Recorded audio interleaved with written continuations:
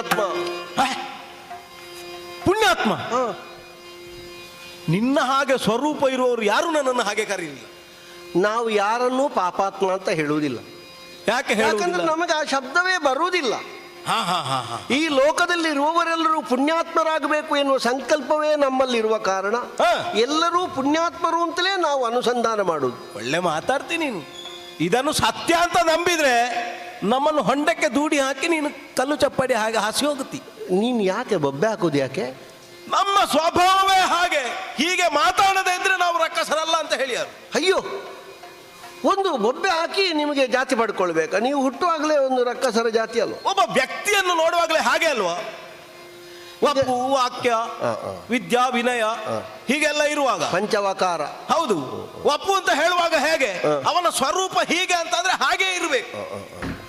ಹಾಗೆ ಇಲ್ಲದೆ ಇದ್ರೆ ಅದು ತಪ್ಪು ಅಂತಾಗುತ್ತದೆ. ನೀನು ಬೊಬ್ಬೆ ಹಾಕದಿದ್ರೆ ರಕ್ಕಸ ಅಂತ ಗೊತ್ತೇ ಆಗುದಿಲ್ಲ ನನಗೆ. ನೋಡು, ಇದು ನಾನು ಈಗ ತೋರಿಸಿದ ಈ ಮುಖ, ಇದರ ಒಳಗೆ ಮತ್ತೊಂದು ಮುಖ ಉಂಟು. ಹೌದಾ? ಅದು ಯಾಕೆ ಒಳಗಿಟ್ಟುಕೊಂಡದ್ದು? ಒಳಗಿಟ್ಟುಕೊಂಡದ್ದಲ್ಲ ಅದು. ಮತ್ತೆ ಅದನ್ನು ಕಾಣಿಸುವುದಕ್ಕೆ ಸಮಯ ಸಂದರ್ಭ ನೋಡಿಯೇ ಕಾಣಿಸುವುದು. ನಿಮ್ಮದು ಹಾಗೆ ಪ್ರದರ್ಶನಕ್ಕೆ ಎರಡು ಮುಖ. ಒಂದು ಇದು ಪ್ರದರ್ಶನ, ಮತ್ತೆ ದರ್ಶನ ಬೇರೆ. ಇದು ನಿನಗೆ ಗುರುವಿನ ಪರಿಚಯ ಉಂಟಾ? ಯಾವ ಗುರು? ಕಾವ್ಯ ಬರೆಯುವವರ? ಜಗತ್ತಿನಲ್ಲಿ ಗುರು ಅಂತ ಹೇಳಿದ್ರೆ ಒಬ್ಬರೇ ಇರುವುದು. ಗುರು ನಾಮಕ ದೇವಗುರು ಆಚಾರ್ಯ ಬೃಹಸ್ಪತಿಗಳು. ಏನು ಗೊತ್ತಿಲ್ಲದೆ ಎಲ್ಲವೂ ಗೊತ್ತುಂಟು. ಅವರು ನನ್ನಪ್ಪ. ಆ ಗುರುವಿನ ನೀನು ಸ್ವರ್ಗದಲ್ಲಿರ್ಬೇಕಾದವ ಇಲ್ಲೆಂತದ್ದು ಭೂಮಿಯಲ್ಲಿ? ನನ್ನ ಹೆಸರು ಕಚ ಅಂತ. ಎರಡು ಸಲ ಹೇಳಬೇಡ. ಕಚ ಕಚ ಎರಡು ಸಲ ಒಂದೇ ಒಮ್ಮೆ. ಅದೆಂತದ್ದು? ಒಮ್ಮೆ ಒಮ್ಮೆ ಹೇಳಿದ್ರೆ ಅರ್ಥ ಇರುವುದಾ? ಆ ಎರಡು ಸಲ ಹೇಳಿದ್ರೆ ನನ್ನ ಅರ್ಥ, ನನ್ನ ಹೆಸರಲ್ಲ ಅದು. ಒಂದು ಸಾರಿ ಹೇಳಿದ್ರೆ ಒಟ್ಟಿಗೆ ಎರಡು ಸಲ ಹೇಳಿದ್ರೆ ಒಟ್ಟಿಗೆ ಹೇಳಬಾರದು ಅಂತ ಅಷ್ಟೇ. ಮತ್ತೆ ಮತ್ತೆ ಹೇಳ್ಬೋದು. ಕಚ, ಓ ಕಚ, ಅದಕ್ಕೆ ಒಂದು ಎಡೆಯಲ್ಲಿ ಸೇರಿಸಬೇಕು. ನೀನು ಕಚ. ಹೌದು, ನನ್ನ ಕಚ. ಬೃಹಸ್ಪತಿಗಳ ಮಗ. ಹೌದು. ನೀನು ಅಪ್ಪ ಯಾರು ಅಮ್ಮ ಯಾರು ಅಂತ ಕೇಳಿದ್ಯಲ್ಲ? ಹೌದು. ಅಮ್ಮ ತಾರಾದೇವಿ, ಅಪ್ಪ ಬೃಹಸ್ಪತಿಗಳು. ನನ್ನ ಹೆಸರು ಕಚ. ನಾನಿರುವ ಲೋಕ ದೇವಲೋಕ. ಹೌದು, ದೇವಲೋಕದವ. ಇಲ್ಲೇನು ಮಾಡುವುದು? ಇದು ರಕ್ಕಸರ ತಾಣ, ನಮ್ಮದಿದು, ನಮ್ಮ ವ್ಯವಸ್ಥೆ. ಇಲ್ಲಿ ರಕ್ಕಸರು ಮಾತ್ರ ಇರುವುದಾ? ನಾವೇ ಇರುವುದು. ಹಾಗಾದ್ರೆ ಗುರು ಶುಕ್ರಾಚಾರ್ಯರು ರಕ್ಕಸನ?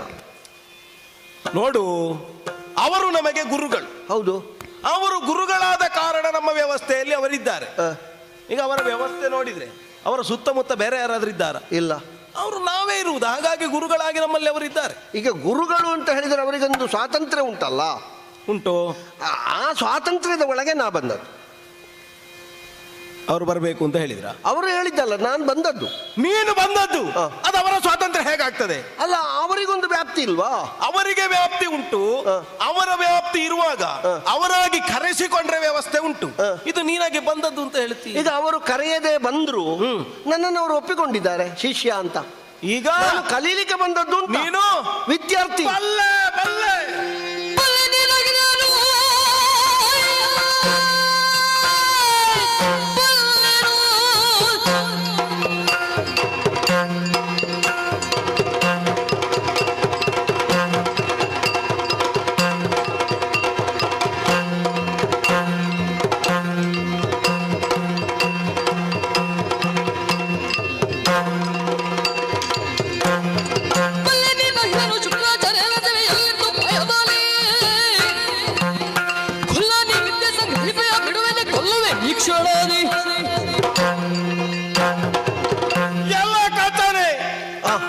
ಏನು ಪರಿಚಯ ಇಲ್ಲದೆ ನಿನ್ನಲ್ಲಿ ಮಾತಾಡಿದು ಅಂತ ಭಾವಿಸಿದ್ಯಾ?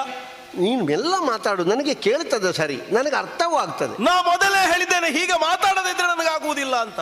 ನೀನು ಹಾಗೆ ಮಾತಾಡಿದ್ರೆ ನನಗಾಗುವುದಿಲ್ಲಲ್ಲ. ನಿನಗೆ ಆಗದಾಗಬೇಕು ಅಂತಲೇ ನಾ ಬಂದದ್ದಲ್ಲ. ಈಗ ನೀನು ಮಾತಾಡೋದು ನನಗಾಗಿಯಾ ನಿನಗಾಗಿಯಾ?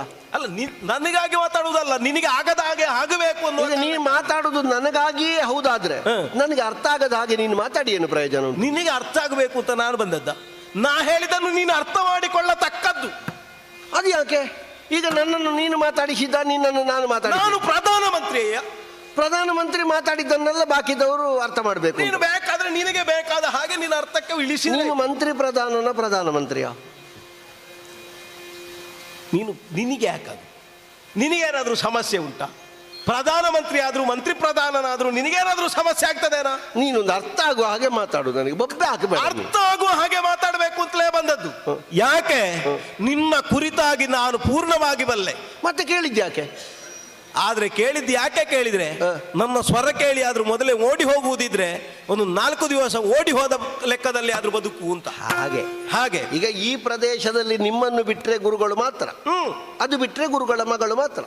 ಹಾಗಾದ್ರೆ ಅಪರಿಚಿತನಾದಂತಹ ಒಬ್ಬ ಆತ ವ್ಯಕ್ತಿ ಇಲ್ಲಿ ಇದ್ದಾನೆ ಅಂತ ಆಗುವಾಗ ನಿಮಗೆ ಮೊದಲೇ ಗೊತ್ತಿದ್ದವ ಇವ ಅಂತ ನಿನಗೆ ಅರ್ಥ ಆದ್ರೆ ನೀನು ಕೇಳಿದ್ದು ಬಬ್ಬೆ ಹಾಕಿ ಓಡಿಸುವ ಅಂತ ಅಲ್ವಾ? ಒಂದು ಹಾಗೆ ಕಹಿಯಾದ ಊಟವನ್ನು ಯಾರಾದ್ರೂ ಬಯಸ್ತಾರ? ಕೆಲವು ಸಲ ಬೇಕಾಗ್ತದೆ. ರುಚಿಯಲ್ಲಿ ಕಹಿ ಒಂದು ಹೌದು, ಆದ್ರೆ ಬಯಸ್ತಾರ ಷಡ್ರಸ ನಮ್ಮ ಪಾಠ ಅದು. ನಮಗೆ ಅದು ಆರೋಗ್ಯಾತ್ಮಕ ಸಮಸ್ಯೆಗೆ ಮಾತ್ರ.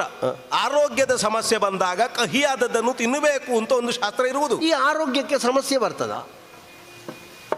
ಅನಾರೋಗ್ಯ ಅಂದ್ರೆ ಎಂತದ್ದು? ಅನಾರೋಗ್ಯ ಅಂದ್ರೆ ಹೌದು. ನಿನ್ನದು ವ್ಯಾಕರಣವನ್ನು ನನಗೆ ಕಲಿಸಲಿಕ್ಕೆ ನಾನು ವ್ಯಾಕರಣ ನನಗೆ ಗೊತ್ತಿಲ್ಲ ವ್ಯಾಕರಣ. ಮತ್ತೆ ಗೊತ್ತಿಲ್ಲದನ್ನು ಕೇಳುವುದು ಯಾಕೆ? ಅಲ್ಲ, ನಿನಗೆ ಗೊತ್ತುಂಟಾ ಅಂತ ಅಷ್ಟೇ. ನಾನು ನಿನಗೆ ಪಾಠ ಮಾಡ್ತೇನೆ ಅಂತ ಒಪ್ಪಿದ್ದೇನಾ? ನೀನು ಆಗದಿಂದ ಮಾಡುವುದೇ ಅದು. ನಿನಗೆ ಪಾಠ ಅಂತ ಹೇಗೆ ಅದು ಗೊತ್ತದದ್ದು? ಅದು ಪಾಠ ಅಲ್ವಾ? ಮತ್ತೆ ನೀ ತಿಳಿಬೇಕು ಇದನ್ನು ನಾ ಯಾಕೆ ಹೇಳುವುದು ಅಂತ. ಕಹಿಯಾದದನ್ನು ಯಾಕೆ ಬಯಸುವುದಿಲ್ಲ, ಅದನ್ನು ತಿನ್ನುವುದಕ್ಕಾಗುವುದಿಲ್ಲ ಅನ್ನುವುದರಿಂದ, ಅದು ಅಹಿತ ಅನ್ನುವುದರಿಂದ. ಕಹಿ ತಿನ್ಲಿಕ್ಕೆ ಆಗುದಿಲ್ಲ ಅಂತ ಯಾರು ಹೇಳಿದ್ದು? ಮತ್ತೆ ಕಹಿ ತಿನ್ಲಿಕ್ಕೆ ಆಗ್ತದೆ. ಆಗ್ತದ? ಸ್ವಲ್ಪ ಬೆಲ್ಲ ಹಾಕಿದ್ರೆ ಆಯ್ತು. ಬೆಲ್ಲ ಹಾಕಬೇಕು, ಆದ್ರೆ ಇದು ಬೆಲ್ಲ ಹಾಕುವ ಹಾಗಿಲ್ಲ. ನೀನು ಯಮಗೆ ಅಹಿತನು. ಯಮ ನಮಗೆ, ಯಮನಿಗೆ ಅಲ್ವಾ? ಯಮ ನಿಮ್ಮ ಪಂಕ್ತಿಯಲ್ಲಿ ಇರುವುದಲ್ವ? ಅವ ದೇವಲೋಕದ ವ್ಯವಸ್ಥೆಯಲ್ಲಿ ಯಾರೇ ಇರ್ಲಿ, ಎಂತವನೇ ಇರ್ಲಿ, ನಮಗೆ ಎಲ್ಲರೂ ಅಹಿತರೇ. ಯಮಗೆ ಅಹಿತನು. ಹೌದು. ನೀನು ಹಳೆಗನ್ನಡ ಮಾತಾಡಿದ್ದಲ್ವಾ, ನನಗೆ ಅರ್ಥ ಆಗ್ಲಿಲ್ಲ. ಅದು ಹಳತ್ತಿ ಅಂತದ್ದು ಯಮಗೆ. ನಮ್ಮ ಭಾಷೆ ಹಾಗೆ, ನಮಗೆ ಬೇಕಾದಲ್ಲಿ ಬೇಕಾದದನ್ನು ನಾವು ಬಳಸಿಕೊಳ್ತೇವೆ. ಮಾತ್ರವೇ ಅಲ್ಲ, ಕೆಲವರಿಗೆಲ್ಲ ಬಾಯ್ಪಾಠ ಆಗಿದೆ ಈಗ. ರಕ್ಕಸರು ಅಂತ ಹೇಳಿದ್ರೆ ಮೋಸ ಮಾಡುವವರು, ರಕ್ಕಸರು ಅಂತ ಹೇಳಿದ್ರೆ ಕುಹಕಿಗಳು, ರಕ್ಕಸರು ಅಂತ ಹೇಳಿದ್ರೆ ಯಾರಾದ್ರೂ ಮನೆಯಲ್ಲಿದ್ದದನ್ನು ಕದ್ದುಕೊಂಡು ಹೋಗುವವರು, ಕೊಲ್ಲುವವರು ಅಂತ ಆಗಿದೆ. ನೀನೇ ಇಷ್ಟು ಹೇಳಿದ ಮೇಲೆ ಪಾಠ ಆಗದೆ ಇರ್ತದ? ಪ್ರಧಾನಮಂತ್ರಿಯೇ ಈಗ ಇಷ್ಟು ಪಾಠ ಮಾಡಿದ ಮೇಲೆ ಪಾಠ ಅಲ್ಲ, ಬಾಯ್ಪಾಠ ಮಾಡಿಕೊಂಡಿದ್ದಾರೆ. ನಿಜವಾಗಿ ಒಳ ಅರ್ಥದಿಂದ ನೋಡಿದರು ಅಂತಾದ್ರೆ ರಕ್ಕಸರಷ್ಟು ಒಳ್ಳೆಯವರು ಯಾರು ಇಲ್ಲ, ದೇವತೆಗಳಷ್ಟು ಕೆಟ್ಟವರು ಯಾರಿಲ್ಲ. ನೋಡು, ದೇವರ ದೇಹದಲ್ಲಿ ಒಂದೊಂದು ಸತ್ಯ ಬರ್ತದೆ ನೋಡು ನಿನಗೆ ಒಮ್ಮೊಮ್ಮೆ. ಅದ್ಯಾಕೆ ನೀನು ರಕ್ಕಸರಷ್ಟು ತೆಗೆದುಹಾಕಿದವರು ಹೇಳಿದ್ದಾರೆ. ನೋಡು, ತಪ್ಪುವುದು ಸಹಜ. ಈಗ ನೀನು ತಪ್ಪಿ ಬಂದದ್ದು ನೋಡು. ಅಲ್ಲ, ತಪ್ಪಿ ಬಂದದ್ದು ತಪ್ಪಿ ಬಂದದ್ದು ಸರಿ ಬರ್ತಾ ಇದ್ರೆ ನಿನಗೆ ಗೊತ್ತಾಗ್ತಿತ್ತು ನಮಿಗೂ ನಿಮಗೂ ಏನು ಎಷ್ಟು ವೈರ ಉಂಟು ಎನ್ನುವ ಹಾಗೆ. ದೇವತೆಗಳು ಹೇಗೆಲ್ಲ ಮೋಸ ಮಾಡ್ತಾರೆ ಎನ್ನುವುದಕ್ಕೆ ಇದಕ್ಕಿಂತ ಬೇರೆ ಉದಾಹರಣೆ ಬೇಡ.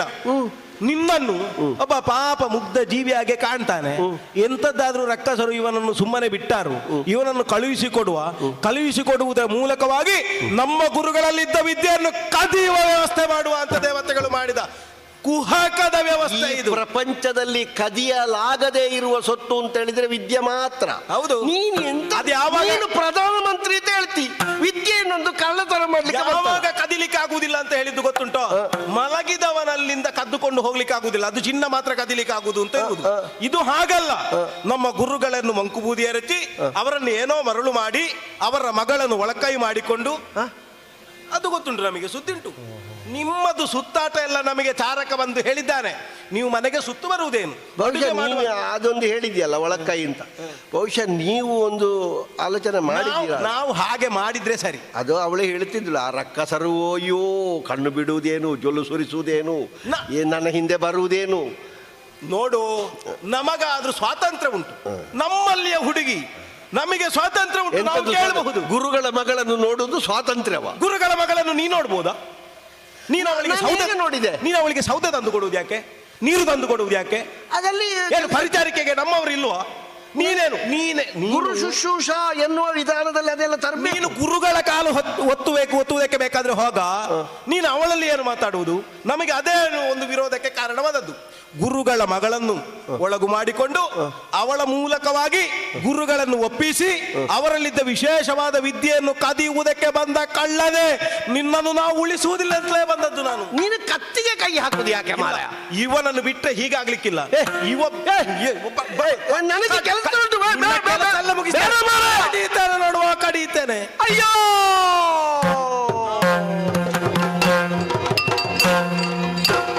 ಸಾಕಾಗುವುದಿಲ್ಲ.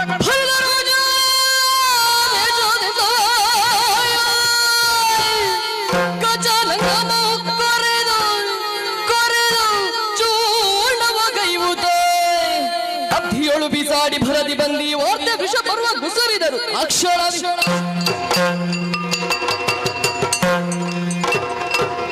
ಬಾರಿ ಮಾತಾಡ್ತಾರೆ ಪಾಪಿ. ಸತ್ತಲ್ಲಿ ಸಾಯ್ಬೇಕು. ಮತ್ತೊಮ್ಮೆ ಕಡ್ದಿದ್ದೇನೆ, ಮತ್ತೊಮ್ಮೆ 3 ಸಲ ಕಡ್ದದ್ದು, 4 ತುಂಡಾಯ್ತು ನೋಡಿ. ಯಾರಿಗೂ ಸಿಕ್ಕಬಾರದು ಅಂತ ಎಷ್ಟು ಮಾತಾಡ್ತಾನೆ. ನಮ್ಮ ಗುರುಗಳಲ್ಲಿ ಇದ್ದದನ್ನೆಲ್ಲ ಸ್ವಲ್ಪ ಸ್ವಲ್ಪ ತಕೊಂಡು ಇವನಲ್ಲಿ ಪೂರ್ತಿ ಆಗುತ್ತಾ ಉಂಟು. ಇದು ಪೂರ್ತಿ ಆಗುತ್ತಾ ಇದ್ರೆ ಮತ್ತೆ ನಮ್ಮ ವೃಷಪರ್ವನಿಗೆ ಉಳಿಗಾಲ ಇರ್ತಾ ಇರಲಿಲ್ಲ. ನಾವು ಯಾವ ಮದ್ದು ಮಾಡಿದ್ರು ಗುಣ ಆಗದ ರೋಗ ಆಗಿ ಹೋಗುತ್ತಾ ಇದ್ದ ಇವ. ಮಾತ್ರವೇ ಅಲ್ಲ, ನಮ್ಮ ಒಡೆಯ ತಿಳಿಸಿದ್ದಾನೆ ಯಾವ ಕಾರಣಕ್ಕೂ ಸಾಕ್ಷಿ ಸಿಕ್ಕಬಾರದು ಅಂತ. ಹಾಗಾಗಿ ಇವನನ್ನು ಮಂಜುಗಡ್ಡೆಯ ಕತ್ತಿಯಲ್ಲಿ ಕಡ್ದದ್ದು. ಮತ್ತೆ ನಿಜವಾಗಿ ನಮ್ಮಲ್ಲಿ ಕುಶಲಮತಿತ್ವ ಬೇಕಾದಲ್ಲಿ ಯಾವುದರಲ್ಲಿ ಕಡ್ದದ್ದು ಅಂತ ಸಾಕ್ಷಿ ಸಿಗಬಾರ್ದ? ಅದು ನಮ್ಮ ಗುರುಗಳು ಸ್ವಲ್ಪ ಹೇಳಿಕೊಟ್ಟದ್ದು, ಮಂಜುಗಡ್ಡೆಯ ಕತ್ತಿಯಲ್ಲಿ ಕಡಿಬೇಕು ಅಂತ. ಹಾಗಾಗಿ ಅದರಲ್ಲೇ ಕಡ್ದದ್ದು. ಇನ್ನು ಕತ್ತಿ ಹುಡುಕ್ಲಿಕ್ಕಿಲ್ಲಲ್ಲ ಯಾವುದರಲ್ಲಿ ಕಡ್ದದ್ದು ಅಂತ ಹೇಳಲಿಕ್ಕೆ. ಮಾತ್ರವೇ ಅಲ್ಲ, ಚೂರು ಚೂರು ಚೂರು ಚೂರು ಚೂರು ಮಾಡಿ ಹಾಕಿದ್ದೇನೆ, ಚೂರ್ಣ ಮಾಡಿದ್ದೇನೆ. ಚೂರ್ಣ ಮಾಡಿದ ಬಳಿಕ ಮತ್ತೆ ಎಲ್ಲಿ ಬಿಸಾಡಿದ್ರು ಸಿಕ್ಲಿಕ್ಕಿಲ್ಲ ಅಂತ ನದಿಗೆ ಬಿಸಾಡುವುದಾ? ನದಿಯಲ್ಲಿ ಹುಡುಕಿಯಾರು, ನದಿಯಲ್ಲಿ ಬೇಡ. ನಮಗೆ ಮೇಲಿನಿಂದ ಹಾರ್ಲಿಕ್ಕೂ ಬರ್ತದೆ, ಲಂಘನ ಮಾಡ್ಲಿಕ್ಕೆ ಬರ್ತದೆ. ಸಾಗರದ ಮೇಲೆ ಹಾರಿ ಮಧ್ಯಭಾಗವನ್ನು ನೋಡಿ ಇವನ ಈ ದೇಹದ ಚೂರ್ಣವನ್ನೆಲ್ಲ ಇಲ್ಲಿ ಬಿಸಾಡಿ ಬಿಡ್ತೇನೆ. ಮತ್ತೆ ಯಾರಿಗೂ ಸಿಗಬಾರದು. ಹೇಗೂ ನಾಕೊಂದದ್ದು ಅಂತ ಯಾರಿಗೂ ಗೊತ್ತಾಗದಿದ್ರೆ ಒಳ್ಳೇದಾಯ್ತು. ಮತ್ತೆ ನಿಗೂಢದಿಂದ ವೃಷಪರ್ವನನ್ನು ಕಾಣಲಿಕ್ಕೆ ಹೋಗ್ತಾನೆ ಅಂತ ಹೋಗ್ತೇನೆ.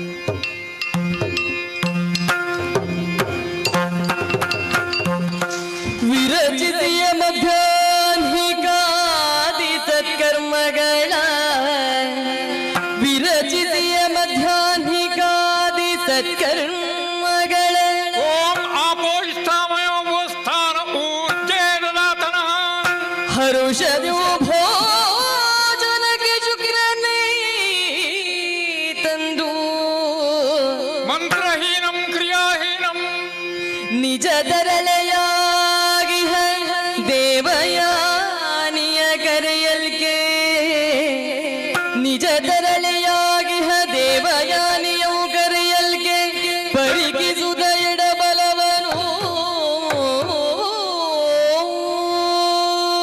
ಹೊತ್ತು ಮಧ್ಯಾಹ್ನ ಆಯಿತು. ಮಾಧ್ಯಾಹ್ನಿಕ ಮುಗಿದು ಮುಹೂರ್ತ ಕಾಲ ಕಳೆದು ಹೋಯಿತು. ಸತ್ತೇನೂ ಕಾಣ್ತಾ ಇಲ್ಲ. 10 ಸಲ ಒಳಮನೆಗೆ ಇಳಿಕಿ ನೋಡಿದೆ, ಹಾಕಿದ ಬಾಳೆ ಎಲೆ ಇನ್ನೂ ಕಾಣುವುದಿಲ್ಲ. ಏನಿದು? ಪಾತ್ರೆಯ ಸತ್ತಿಲ್ಲ, ಇಲ್ಲವ ಇವಳು ಒಳಗೆ? ಮಗಳೇ ದೇವಯಾನಿ, ಅಪ್ಪಯ್ಯ, ಹೊತ್ತಷ್ಟಾಯಿತು ಮಗ. ನೀನು ಈಗ ಕರೀತಿ ಆಗ ಕರೀತಿ ಅಂತ ಕಾಯುವುದು ನಾನು ನೀವು ಈಗ ಬರ್ತೀರಿ ಆಗ ಬರ್ತೀರಿ ಕಾಯುವುದು. ನೀನು ಕರೆಯದೆ ಬರುವುದಕ್ಕುಂಟೋ? ಊಟಕ್ಕೆ ಕೂತುಕೊಳ್ಳುವುದಾದರೂ ಊಟ ಕೇಳಿ ಅಂತಲೋ ಹೇಳುವ ಕ್ರಮ. ಅಂದ್ರೆ ನಾನು ಕೂತಲ್ಲಿಂದ ಏಳಬೇಕು ಅಂತಾದ್ರೆ ನೀನು ಹೇಳಬೇಕು. ನೀವು ಜಪ ಮುಗಿಸಿ ಹೇಳುವುದು ಸರಿ. ಹೊತ್ತೆಷ್ಟಾಯ್ತು ಗೊತ್ತುಂಟೋ ಜಪ ಮುಗಿಸಿ? ಜಪ ಮುಗಿಸಿ ಎದ್ದಲ್ಲಿಗೆ ಊಟ ಕೇಳಬಹುದಿತ್ತು. ನಾನು ಕೊಡಿಯಲೆ 2 ಕೊಯ್ದು ತಂದಿದ್ದೇನೆ, ಆಗಲೇ ಅಟ್ಟಿಟ್ಟಿದ್ದೇನೆ. ಹೌದು. ನೀನು ಆಚೆ ಈಚೆ ಯಾಕೆ ನೋಡುದು? ಅವ ಎಲ್ಲಿ? ಅವ ಯಾರು? ಅವ ಎಲ್ಲಿ? ಯಾರು? ಎಲ್ಲಿ ಕಡುಗೆ ಬೇಕಜನ ಒಪಯನಕ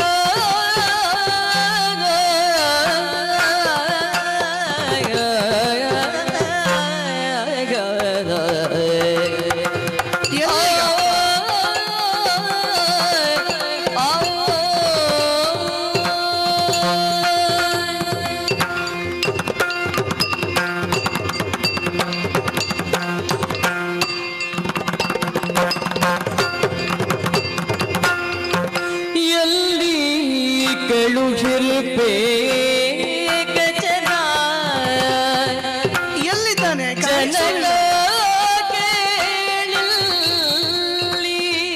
ಕಾಣೇನು ಪ್ರೇಮನ ಜನಕ ಕೇಳಿ ಕಾಣೇನು ಪ್ರೇಮನ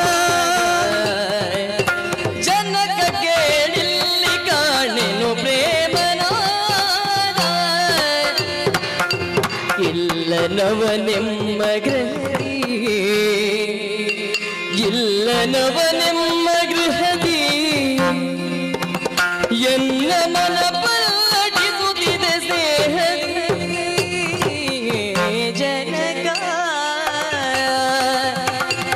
ಪ್ರೇಮನ ಎಲ್ಲಿ ಕಳುಹಿರುವೆ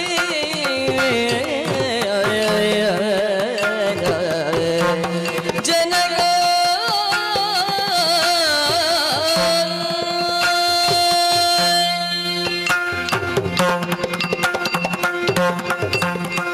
ಓ ಜನಕ, ಮಗಳೇ, ನಿಮ್ಗೆ ವಿಸ್ಮರಣೆ ಆಯ್ತಾ ಅಂತ? ಯಾಕೆ ಸರಿ ಹೊತ್ತಿಗೆ ನೋಡ ಮೇಲೆ ಇದು ಸರಿಯೇ? ನೆತ್ತಿಯಿಂದ ಆ ಕಡೆಗೆ ಇಳಿಲಿಕ್ಕೆ ತೊಡಗಿದ್ದಾರೆ. ಅಲ್ಲ, ಹೊಟ್ಟೆಗೆ ಹಾಕೊಳ್ಳಿಕ್ಕೆ ನಿಮ್ಗೆ ಸರಿ? ದೇವನ್ನ ಅಂತ ಇದನ್ನೇ ಕರೆಯುವುದಲ್ವೋ? ಸಮಯ ಕಳೆದ್ರೆ ಅದು ಇನ್ನೊಂದು ಹೆಸರಲ್ವಾ? ಹೌದು, ಸಮಯ ಕಳೆದ್ರೆ ಪಿತೃನ್ನ ಆಗ್ತದೆ, ನನಗೂ ಗೊತ್ತುಂಟು. ಹಾ. ನೀವು ಅಲ್ಲ, ಹಾ. ಒಂದು ಅಭ್ಯಾಸ ಅಂತ ಇರ್ತದೆ. ಏನದು? ಮೊದಲಿನಿಂದ ನಿಮ್ಗೆ ಇದು ಅಭ್ಯಾಸ. ಹಾ. ಸರಿ, ಯಾಕೆಂದ್ರೆ ಜಪತಪಾದಿಗಳನ್ನು ಮುಗಿಸಿ ಮಧ್ಯಾಹ್ನಿಕವನ್ನು ಮುಗಿಸಿದಲ್ಲಿಗೆ ನಾನು ಕರೆಯುತ್ತಿದ್ದೆ, ನೀವು ಬರ್ತಿದ್ರಿ, ನಾನು ಊಟಕ್ಕೆ ಹೆಸರು ನೀಡುತ್ತಿದ್ದೆ. ಊಟದ ಹೊತ್ತೊಂದು ತಪ್ಪಬಾರದು ನೋಡು. ಬೇರೆ ಯಾವುದಾದ್ರೂ ವಿಳಂಬ ಮಾಡಬಹುದು, ಆದರೆ ಹೊಸತಾಗಿರುವಂತ ದಿನಚರಿಗೆ ನಾನು ಒಗ್ಗಿದಷ್ಟು ಬಹುಶಃ ನೀವು ಒಗ್ಲಿಲ್ಲ ಕಾಣುತ್ತದೆ. ದಿನಚರಿ ಎಷ್ಟೇ ಬದಲಾಗಲಿ ಇದು ಶಾರೀರಿಕ ಅವಶ್ಯಕತೆ, ಹೌದಾ ಅಲ್ವೋ? ಹೌದಪ್ಪ, ಆದರೆ ಊಟಕ್ಕೆ ಕಳೆದ ಕೆಲವಾರು ದಿನಗಳಿಂದ ನೀವು ಒಬ್ಬರೇ ಕುಳಿತುಕೊಳ್ಳುವುದಾ? ಎಂತ ಎಲೆ ಅಷ್ಟು ಉಂಟಲ್ಲ? ಅಲ್ಲ, ಎಲೆ ಉಂಟು, ಎಲೆ ಒಬ್ಬರಿಗೆ ಬೇಕಾದದಲ್ಲ. ಹೌದು. ನಾನು ನೀವು ಒಬ್ಬರೇ ಕುಳಿತುಕೊಳ್ಳುವುದಾದ್ರೆ ನಾನು ಊಟ ಮಾಡುವುದಕ್ಕೆ ಸೇರಿ 3 ಎಲೆ ಯಾಕೆ ತರುತ್ತೇನೆ? ಅದು ಗೊತ್ತುಂಟಲ್ಲ, ಹೊಸತೇನಲ್ವಲ್ಲ. ಅಲ್ಲ. ನಾವೀಗ 3 ಮಂದಿ ಅಲ್ವಾ? ಹಾ, ನೆನಪುಂಟು ನಿಮಗೆ? ಮರೆತು ಹೋಗುವುದಿಲ್ಲ. ಮತ್ತೆ ನೆನಪು ಇದ್ದ ಮೇಲೆ ನೀವು ಮತ್ತು ಆ ಕಚ್ಚ ಇಬ್ಬರೊಂದಾಗಿ ಬಂದು ಊಟಕ್ಕೆ ಕುಳಿತುಕೊಳ್ಳುವುದು. ನಾನು ಬಂದವರು ಹೇಳುವುದೇ ಅದನ್ನ, ಊಟದ ಬನ್ನಿ ಊಟಕ್ಕೆ. ಊಟದ ಹೊತ್ತಿಗೆ ಯಾರು ಇರ್ತಾರೋ ಅವರಿಗೆ ಇಕ್ಕುವುದಲ್ವೋ ಮಗಳೇ? ಅದಾಗ್ಲಿಕ್ಕಲ್ಲ, ಯಾವತ್ತೋ ನಾನು ಹೇಳಿದ್ದೇನೆ, ನೀವೇ ಹೇಳಿದ್ದಲ್ವ ದಿನಚರಿ ಏನೆಲ್ಲ ಉಂಟು ಅಂತ ನೀನೇ ಹೇಳಬೇಕು ಮಗು, ಆಟದ್ದು ಮಾತ್ರ ನಾನು ಅಂತ. ನಿನ್ನ ನಿಯಂತ್ರಣದಲ್ಲಿ, ನಿನ್ನ ನಿರ್ದೇಶನದಲ್ಲಿ ಇರುವುದವ? ಹೌದು, ನನ್ನ ನಿರ್ದೇಶನದಲ್ಲಿ ಇದ್ದ ಮೇಲೆ ನಾನು ಹೇಳಿದ ಹಾಗೆ ನಡಿಬೇಕೋ ಬೇಡವಾ? ಅದೇ ನೀವಲ್ಲ. ಇಂಥ ಹೊತ್ತಿಗೆ ನಮ್ಮ ಮನೆಯಲ್ಲಿ ಊಟ ಆಗುತ್ತದೆ ಕಚ್ಚ. ನೀನು ಯಾವುದೇ ಕೆಲಸದಲ್ಲಿದ್ರು ಕೂಡ ಈ ಹೊತ್ತಿಗೆ ನೀನು ಬರಬೇಕು. ನಾನು ಅವನಿಗೆ ಹೇಳಿಟ್ಟಿದ್ದೆ, ಹೇಳಿದ ಹಾಗೆ ಅವನು ಸರಿಯಾಗಿ ನೀವು ಮೇಲೆ ಕೇಳುವ ಹೊತ್ತಿಗಾಗಿ ಅವನೂ ಬಂದಿರುತ್ತಿದ್ದ. ನಿಮ್ಮಿಬ್ಬರಿಗೂ ನಾನು ಊಟವನ್ನು ಬಡಿಸಿ ನಿಮ್ಮಿಬ್ಬರದಾದ ಮೇಲೆ ನಾನು ಊಟಕ್ಕೆ ಕೂರುವ ಕೆಲವು ದಿವಸಗಳಿಂದ ಹಾಗೆ ನಡೀತಾ ಉಂಟು. ಅದಲ್ವ ದಿನಚರಿ? ಹೊಸತಾಗಿ ಉಂಟಾದ ಅದು ನಿಮಗೆ ಈ ಒಂದು ಮಾತುಂಟು, ಏನದು? ತುಪ್ಪವೂ ತಿನ್ನು, ಪೆಟ್ಟು ತಿನ್ನು, ದಂಡವೂ ಕೊಡು ಅಂತ. ದಂಡ ಕೊಡಬೇಕು ಅಂದ ಮಾಡಿದಂಥ ಅಪರಾಧಕ್ಕೆ. ಇವನ ಹತ್ರ ದಂಡ ಕೊಡೋದಕ್ಕೆ ಲೋಭ ಬಿಡಲಿಲ್ಲ. ಹಾಗಾದ್ರೆ ಮತ್ತೆರಡು ಉಂಟು, ಒಂದೋ ತುಪ್ಪ ತಿನ್ನಬೇಕು, ಇಲ್ಲ ಪೆಟ್ಟು ತಿನ್ನಬೇಕು. ತುಪ್ಪ ತಿನ್ನುವುದು ಸುಲಭವಾಗುತ್ತದೆ ಅಂತ ತುಪ್ಪ ತಿಂತೇನೆ, ಅರ್ಧ ತಿನ್ನುವುದಕ್ಕೆ ಅದಕ್ಕೆ ಆಗಲಿಲ್ಲ. ಆಮೇಲೆ ಬೇಡ, ಇದಕ್ಕಿಂತ ಪೆಟ್ಟು ತಿನ್ನುವುದಾಗ್ಬೋದು ಅಂದ. ಇಲ್ಲಿ ಬಾಯಾರಿಕೆ ಆಗ್ತದೆ, ಅದೂ ಆಗಲಿಲ್ಲ. ಕೊನೆಯಲ್ಲಿ ಸ್ವಲ್ಪ ಪೆಟ್ಟು ತಿಂದ, ತುಪ್ಪವೂ ತಿಂದ, ಕೊನೆಗೆ ದಂಡವೂ ಕೊಟ್ಟು ಹೋದ. ಈಗ ನೀವು ನನಗೆ ಹೇಳಿದ ಮೇಲೆ ನಾನು ಆ ಕೆಲಸ ಮಾಡಿಸೋದಿಲ್ವಾ? ನನಗೆ ಹೇಳಿದ ಮೇಲೆ ಮತ್ತೆ ನೀವು ಹೇಳುವಂತ ಕೆಲಸ ಎಂತದೀಗ ಅಂತ ದೊಡ್ಡ ಸಮಸ್ಯೆ ಏನು ಅಂತ ಅರ್ಥ ಆಗಲಿಲ್ಲ. ನೀನು ನ್ಯಾಯಶಾಸ್ತ್ರವನ್ನೆಲ್ಲ ಇಲ್ಲಿ ತಕೊಂಡು ಅಲ್ಲಪ್ಪ, ಇದು ಯಾವುದಾದ್ರೊಂದು ಕಾರ್ಯವನ್ನು ಒಂದು ಮಧ್ಯಾಹ್ನದ ಊಟದ ವಿಷಯಕ್ಕೆ ಇದೇನು ವೇದಾಂತವೋ? ಅಲ್ಲ, ಹಾಗೆ ನೀನೊಮ್ಮೆ ತಕೊಂಡು ಬಾ, ಏನು ಬೇಯಿಸಿದ್ಯೋ ಅದನ್ನು. ಓಪಯ್ಯ, ಏನು ನಾನಂತೂ ಕಳಿಸ್ಲಿಲ್ಲ. ಅವನು ಎಲ್ಲಿದ್ದಾನೆ ಅಂತ ನೋಡುವುದಕ್ಕೆ ಬೇಕಾಗಿ ಅವನು ಹೋಗಬಹುದಾದಂತ ಹೋಗಬಾರದಂತ ಎಲ್ಲ ಜಾಗಗಳನ್ನು ನಾನು ಈಗಾಗಲೇ ಹುಡುಕಿ ಬಂದಿದ್ದೇನೆ. ಎಲ್ಲೂ ಅವನು ಕಾಣುವುದಿಲ್ಲ. ಅವನಿಲ್ಲದೆ ನಾನು ಯಾವತ್ತು ನಿಮಗೆ ಊಟಕ್ಕೆ ಹಾಕ್ಲಿಲ್ಲ. ನಿಮ್ಗೆ ನೆನಪಾಗುದಿಲ್ಲ ಅವ ಹೋದದ್ದು ಎಲ್ಲಿಗೆ ಅಂತ ಕೇಳುವುದಕ್ಕೇನುಂಟೆ? ನೀವು ಕಳಿಸಿರ್ಬೇಕು. ನೀವೆಲ್ಲಿ ಕಳಿಸಿದ್ದೇನೆ? ಎಲ್ಲಿಗೆ? ಕುಶ ಸಮಿತಿಗೌದನು ತಲಿ ತೆರಳಿ ಹನು ಬಸುಳೆಗೆ ಬಹ ಕಡೆಯಲಿ ಹಸಿದು ಕುಳಿತಿಹೆ ವೇಗದಿ ಹಸಿದು ಕುಳಿತಿಹೆ ವೇಗದಿ ಭೋಜನವನೆಸಗುವ ಸಂತೋಷದಿ ತೆರಳಿ ಕೇಳು ಕುಶ ಸಮಿತಿಗೌದನುದಲಿ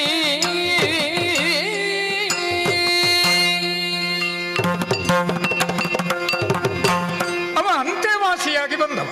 ಹೌದು, ಅವನಿಗೆ ಪ್ರತ್ಯೇಕ ಹೊಣೆಗಾರಿಕೆ ಉಂಟು. ಹೌದು, ಆಶ್ರಮದ ಕೆಲಸಗಳನ್ನೆಲ್ಲ ನೋಡಿಕೊಳ್ಳಬೇಕಾದವ ಅವ. ಹೌದು, ನಿತ್ಯವೂ ಅವ ಕುಶ ಸಮಿತಿಗೆ ಇಂತಹುದೇ ಹೊತ್ತಿಗೆ ಹೋಗಬೇಕು ಅಂತ ನಿರ್ಣಯ ಉಂಟು. ಇಂಥವರಿಗೆ ಹೊಟ್ಟಿಗೆ ಹೋದವನಿಗೆ ಇಂಥ ಹೊತ್ತಿಗೆ ಬರಬೇಕು ಅಂತಲೂ ನಿರ್ಣಯ ಉಂಟು. ನಾನು ಹೇಳಿದ್ದೇನೆ ಅವನಿಗೆ. ಅದು ಸಾಮಾನ್ಯವಾದ ನಿರ್ಣಯ. ಆದರೆ ಆದರೆ ಅಲ್ಲಿ ಸಾಕಷ್ಟು ಕುಶ ಸಮಿತಿ ಸಂಗ್ರಹವಾಗದೆ ಅವ ಬರುವುದಕ್ಕುಂಟೋ ಹೇಳು.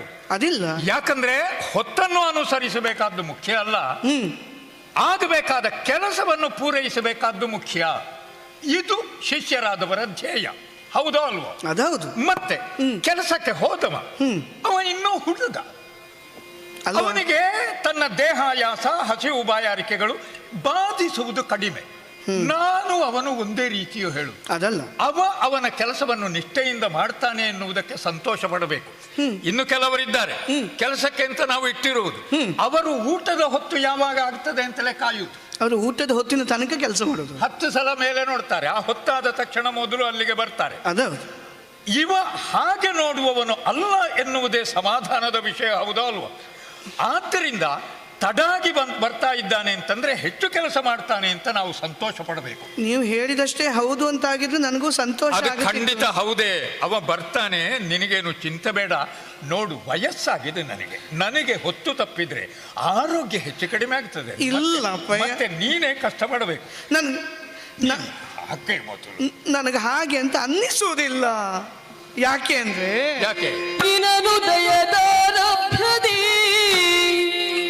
ಕಚನ ಮುಖವನ ಜಕಾಣೆನು ವಿಪಿನರಿ ಜನಕ ಕಚನ ಮುಖವನ ಜಕಾಣೆನು ವಿಪಿನರಿ ವ್ಯಥೆಯೊಳಿಹನೆನ್ನುತ್ತ ಘನ ವ್ಯಥೆಯೊಳಿಹನೆನ್ನುತ್ತ ಕಳವಳಿಸಿ ಮನ ಮರುಗುತ್ತಿದೆ ನೆನೆಯುತ್ತ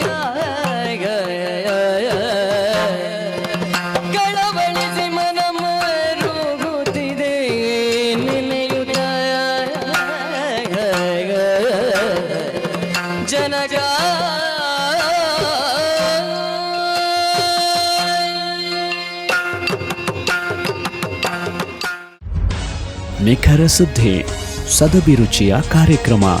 ನೀವು ನೋಡ್ತಾ ಇದ್ದೀರಾ ಕಹಳೆ ನ್ಯೂಸ್, ಸಮಾಜದ ಜಾಗೃತಿಗಾಗಿ ವಸ್ತುನಿಷ್ಠ ವರದಿ.